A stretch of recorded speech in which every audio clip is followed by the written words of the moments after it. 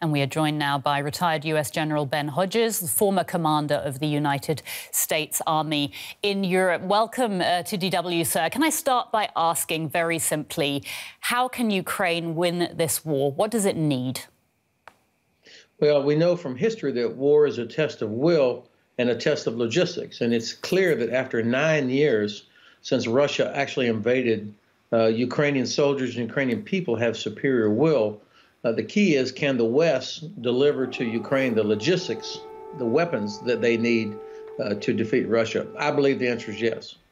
Which brings me very nicely on to my next question. The Polish Prime Minister is in Kyiv. He's announced the arrival in Ukraine of German-made Leopard 2 tanks.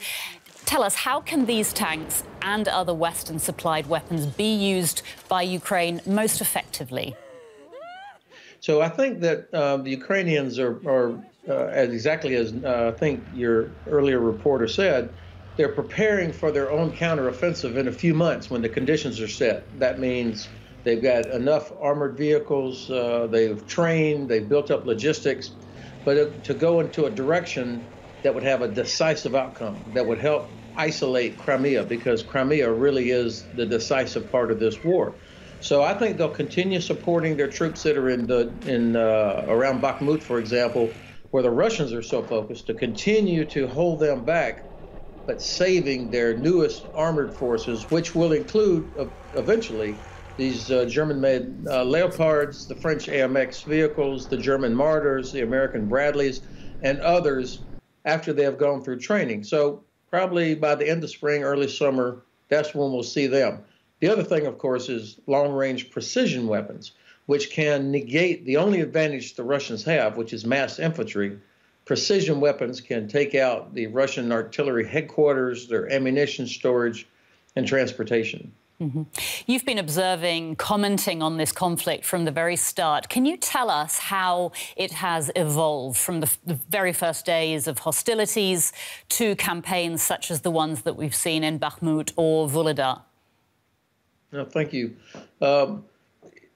Probably three different things that it has evolved that I did not anticipate. First, that the Russians would use what is in effect strategic bombing, going after civilian populations and civilian infrastructure, exactly as your journalist, your reporter Nick just said.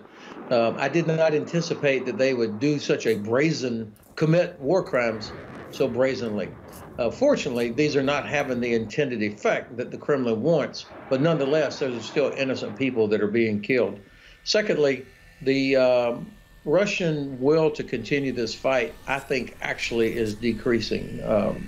We'll never know for sure. You can't trust any poll that comes out of Russia, but I would not mistake stadium full of people waving Russian flags as strong support. I mean, the best indicator of the actual support was when 500,000 Russian military-age males left the country last fall, rather than continue to rather than risk getting mobilized. The third thing is, it's so impressive that the West has stuck together for all this time. I'm sure the Kremlin never anticipated this. I just wish, and we've done so much, I just wish that my president and the Bundeskanzler would say, we want Ukraine to win, not just survive, and that we're going to do everything necessary. That's the thing that's missing. So we've talked about evolving. Being able to adapt must be one of the most important abilities on the modern battlefield. How good have Russian and Ukrainian troops been at adapting? That's an excellent question. Clearly, Russian, the general staff, or their officer corps, they're not stupid, but they do not have a culture that allows critical self-reflection. And if you want to improve, especially in a short amount of time, you have to be honest about what went wrong, why did it go wrong, how do we fix it? And that's just not part of how they operate. Instead, what you see is guys like Prigozhin publicly blaming the general staff for not supporting him more. And so even after 9 years, they still have not figured out a coherent command structure that gets all of their advantages into the fight at the same time. On the other hand, the Ukrainians, who started off with every disadvantage except for the fact that they're defending their own country, have a much more Western approach to this adapting to new technologies. I've never seen soldiers learn new equipment as fast as the Ukrainians do. Retired US General Ben Hodges, thank you so much for your time speaking to us on DW Today. Thank you for the privilege. Well, I'm joined now by Igor Zhovkva. He is the deputy head of the office of Ukrainian President Zelensky, and he joins us now from Kyiv. It's good to have you on the program. You know, you are one of the people who has the ear of President Zelensky, and I want to start by asking you about a report that has just come across, and that is the president has agreed, says he plans to meet with Chinese President Xi Jinping. Can you explain to our viewers what's the purpose of meeting with the Chinese president? Does your president believe that China can be a credible peace mediator? My president believes in the wisdom of Chinese people and Chinese leadership. The role of China is really important, not only in the Asian region where it's actually situated, but the worldwide. And you know, China was always playing a very important role across its history and across the history of all the world.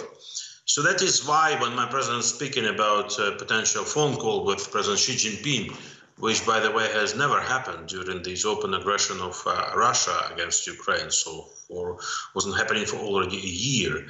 My president is telling that he is ready to share with President Xi Jinping Ukraine's understanding of what is going on, Ukraine's understanding of aggression of Russia against the country in the center of Europe, Ukraine's understanding how we want to bring peace not only to Ukraine but to this part of the world. Ukraine's president will share with President Xi Jinping the 10 points peace formula of Ukraine, which is actually the formula about how to bring peace not only on the battlefield, but how to deprive Russia from its aggressive instruments in other areas rather than on the battlefield, in the agriculture, in the food security, in the environmental protection, in breaching the UN Charter, etc. So definitely much to talk about with President Xi. Mr. Zhovkva, let me ask you, I know that the United States has said that it has intelligence that would suggest that China is possibly sending lethal military aid to Russia that could be used against Ukrainians. Has the United States, have they shared that intelligence with your president?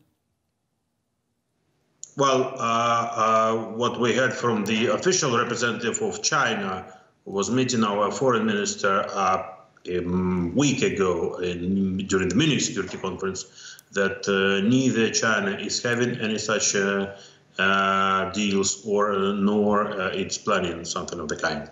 And you believe the Chinese then are not sending lethal military aid? It's not the matter I believe or not. It's the matter of the information.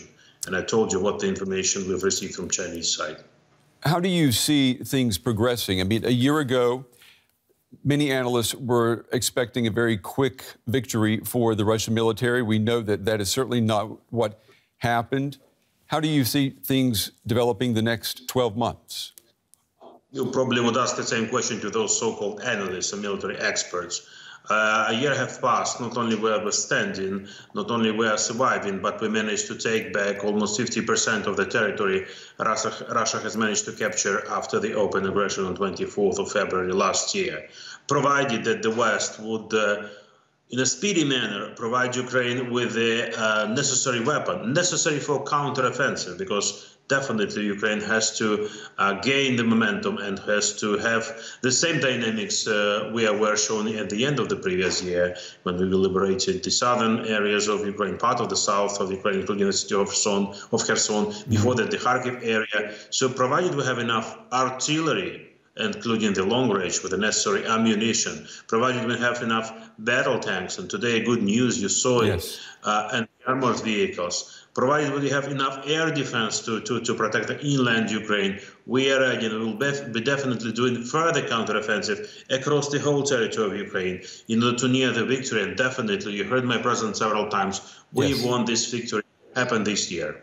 And assuming you get all of the weapons that President Zelensky says his forces need.